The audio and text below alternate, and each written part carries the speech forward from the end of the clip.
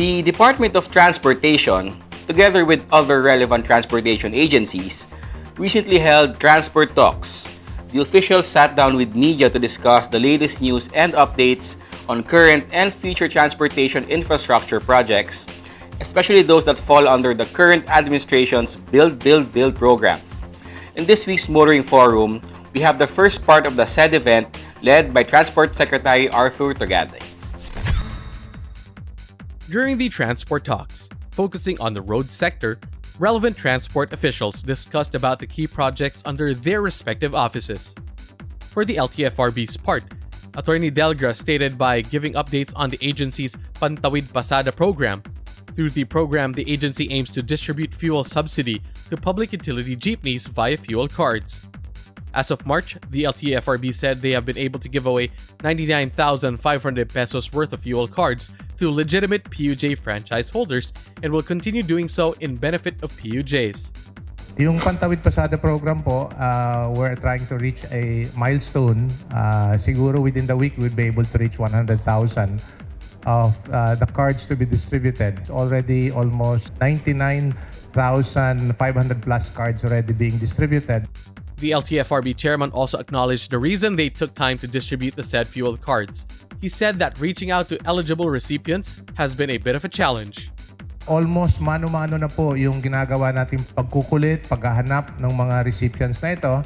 Ang ginagawa po natin, nagko-call up na po tayo where we can, for those with contact numbers, cellphone numbers, o landline, ginagawa na po natin yung kung may darating na mga transaksyon sa LTFRB, hindi lang po sa central office kundi sa mga regional offices involving PUJ operator, sinasala na po natin, tinatanong kung nakatanggap na po sila ng Pantawid Pasada cards or not. And if they have not, then we would be able to process them so that they will get their cards. In addition to this, the LTFRB is yet to meet with the Land Bank of the Philippines as the official partner of the agency for this project. More from the LTFRB, the PUV modernization program is further pushing through. In regard to this, the LTFRB reported that they already have distributed 129 routes covering about 4,000 units for 2018. We would be setting the targets even higher for this year. We have conducted a strategic planning last January, and we have directed our regional directors to increase the number of routes that will be open, existing routes that will have to be consolidated, as well as the local public transport route plans to be evaluated and approved. The LTFRB stated that they are targeting to open 2 new routes a week per region for PUJs. We know that the PUVMP, the Public Utility Vehicle Modernization Program, covers not only the PUJ, but all modes of public transport. That includes P2P, taxi, UV, as well as buses. So, yung mga prangkisa po na nilalabas natin does not only cover PUJs, but as well as taxi and UV, as well as buses. Moreover, there has been a released memorandum circular that would add 5,000 taxi units in Metro Manila. Additionally, following the regional director's survey on the demand of taxis in every region, the LTFRB has released 2,000 taxi units across the country. Meanwhile, for the P2P buses, from the initial 2 routes when it started operating, there are now 37 routes and the LTFRB is opening more soon, according to Attorney Delgra. We have opened up 48 as of the latest. It's now being processed. Applicants have already applied for these 48 routes. Pinoprocess na po natin since yesterday. On the other hand, for the Office of Transport Cooperatives part, OIC Chairman Medel Afalia discussed the status of transport cooperatives' compliance on the PUVMP. As mentioned by Afalia, as of early March, the number of accredited transport cooperatives has increased to around 811 as compared to the initial 440 prior to the PUVMP. In addition, there have been a couple of cooperatives that have launched their modernized vehicles. Meron na pong siyam na transport cooperatives na nag-launch na po dun sa modernized vehicles. Scattered po yan throughout the country. With estimated 300 units na nag-ooperate na po ngayon. Among those 9 transport cooperatives that are now operating is the Taguig Transport Cooperative. Sila po yung unang inalok na magpasimuno po ng PUBMP. Pero sila din po yung unang tumutol noon at umaayaw po dito sa programang nabanggit. But then again, dahil sila po ay transport cooperative, sa pagpapaliwanag po natin ay niyakap po nila yung programa.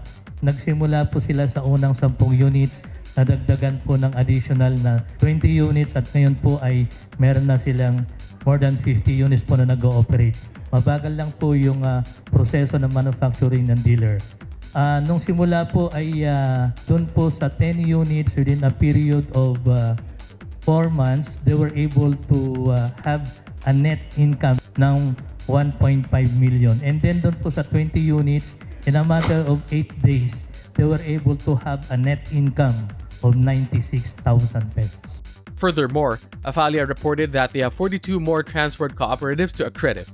Meron pa hong i-accredit po natin ulit before the end of this month, sa next board meeting po natin, na another 42 transport cooperatives, so that ang target po namin before the mid of this year, we will be able to accredit more than 1,000 transport cooperatives that will be implementing the PUBMP. The OTC added that they continue to do an aggressive campaign for more transport cooperatives to join the PUVMP initiative of the government. At nakita po namin sa pagtulungan po ng DOTR na mas nagiging maganda po yung nagiging kabuhayan ng mga stakeholders po natin, particularly yung pong mga drivers, dahil sila po ay hindi na po sila yung porsyentuhan, kundi regular salaried na po sila with all the social assistance, yung social component po ng programa.